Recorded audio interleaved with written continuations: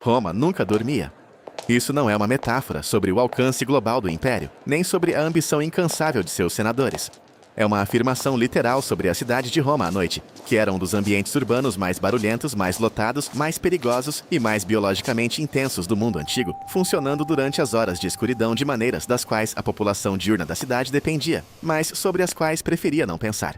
Roma do Fórum, da Cúria do Senado e da procissão triunfal era a Roma da luz do dia.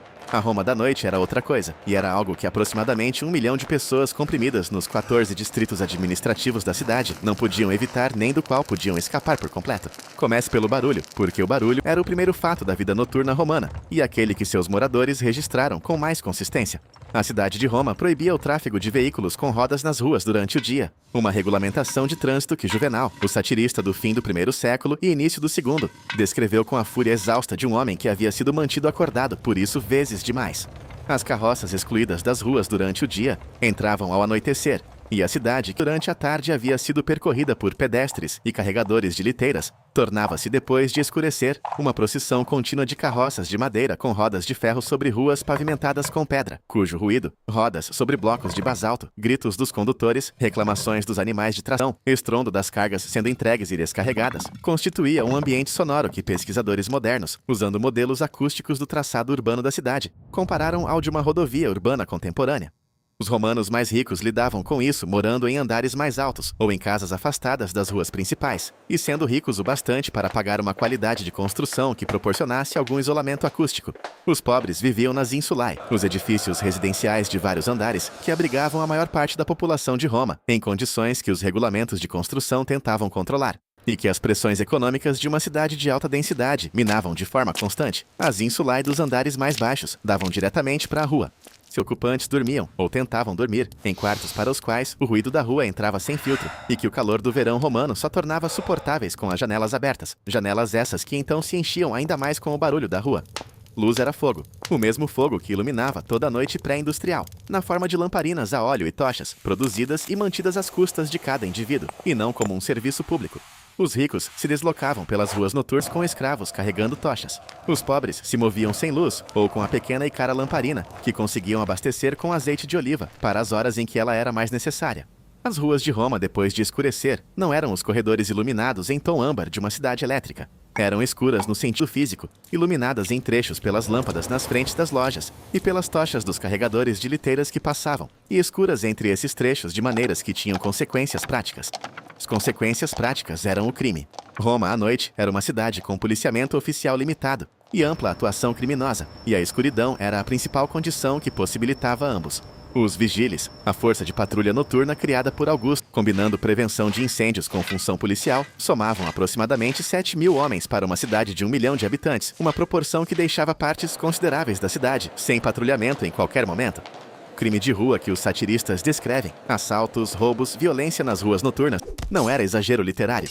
Era a realidade documentada de uma cidade em que a escuridão dava ao criminoso a mesma vantagem que dera a criminosos em todas as outras cidades sem iluminação ao longo da história. Os thermopolia, os estabelecimentos de comida de rua que vendiam pratos quentes e vinho em balcões abertos diretamente para a rua, eram a infraestrutura social da vida noturna romana e o principal espaço de reunião para a população que não podia pagar por jantares privados. Funcionavam noite adentro, atendendo as populações que trabalhavam à noite, os condutores de carroças, os trabalhadores das docas, os escravos em tarefas noturnas, os pobres livres que não tinham cozinha em suas insulae, nem outra alternativa.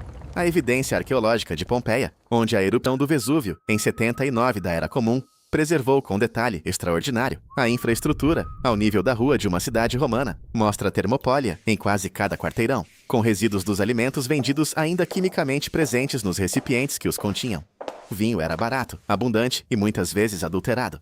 A adulteração do vinho no mundo romano é amplamente documentada, tanto na literatura agrícola quanto na médica, e os adulterantes iam do apenas desagradável, água do mar, resina, giz, ao genuinamente perigoso, incluindo acetato de chumbo, usado para adoçar vinho azedo, o que introduzia a neurotoxina que encontramos nos banhos, por uma segunda e mais direta via, no corpo romano.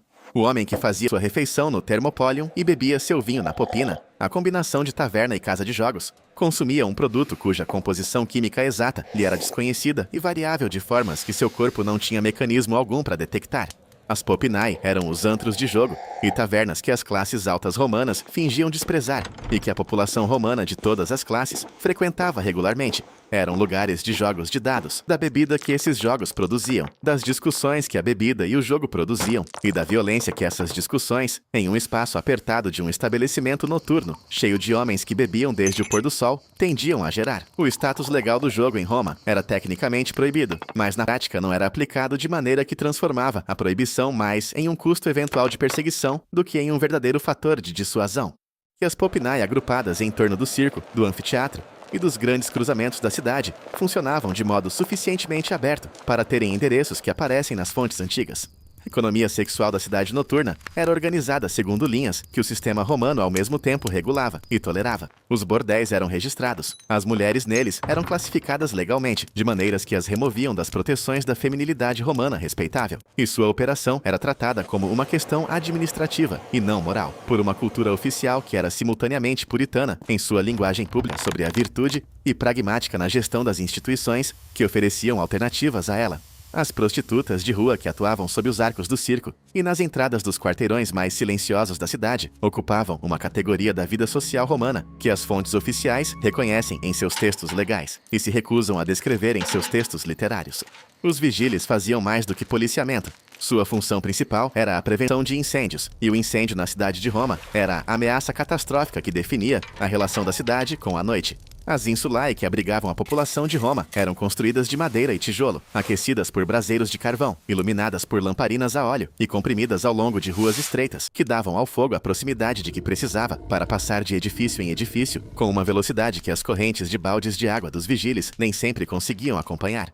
Os grandes incêndios de Roma, o incêndio sob Nero em 64, o incêndio de 80 no reinado de Tito, o incêndio de 192 sob Cômodo, não eram eventos excepcionais em uma cidade à prova de fogo. Eram os casos mais extremos de um risco de incêndio crônico, constante e administrado, em vez de eliminado pela melhor tecnologia disponível. Os corpos nas ruas pela manhã eram o balanço da violência, da doença e dos acidentes da noite, e apareciam com uma regularidade para a qual a cidade romana havia desenvolvido uma resposta burocrática. A remoção dos mortos dos espaços públicos era responsabilidade de escravos públicos, cuja função os textos legais descrevem com a precisão administrativa que Roma aplicava às necessidades desagradáveis. As causas da morte variavam do óbvio ao ambíguo. A vítima de esfaqueamento, o homem que caíra de uma ínsula que desabara parcialmente, o escravo que morrera da surra que seu dono tinha o direito legal de aplicar, a mulher cuja causa da morte o registro matinal simplesmente não atava. A Roma da noite era a Roma que tornava possível a Roma do dia. As carroças que mantinham a população acordada entregavam a comida que alimentava a cidade. Os termopólia que funcionavam durante as horas de escuridão eram as cozinhas de uma população que não tinha outras. Os vigiles dos quais Juvenal reclamava eram a força que se colocava entre uma cidade de construções de madeira e o fogo que periodicamente a consumia de qualquer maneira. A vida noturna da Roma antiga não era uma alternativa romântica à sua grandiosidade diurna. Era o substrato biológico e econômico sobre o qual essa grandiosidade repousava. Barulhento, escuro, violento, aromático e essencial, da maneira específica, como toda infraestrutura é essencial, invisível, até falhar.